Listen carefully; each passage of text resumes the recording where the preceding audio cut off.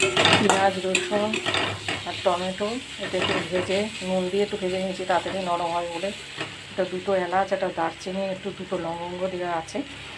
আর এটা একটা মশলা তৈরি করছে, সামান্য একটু জিরে, হলুদ দিন জিরে, ধনে আর দই দিয়ে এটা ফেটিয়ে একটা ঘোল তৈরি করা আছে। আর এইটা আছে, এটা পোস্ত বাটা আর হচ্ছে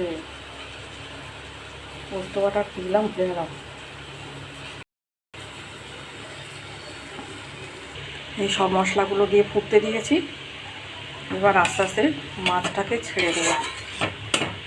মশলাগুলো একটু হোক, দিয়ে মাছটা ছেড়ে দেবো, দিয়ে গরম মশলাটা আমি দেবো। এবার গরম মশলা একটু দিয়ে দিলাম।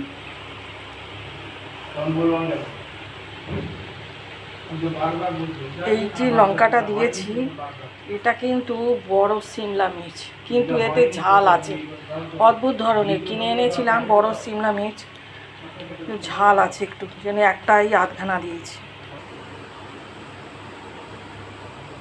রেডি আমার মাছের ঝাল।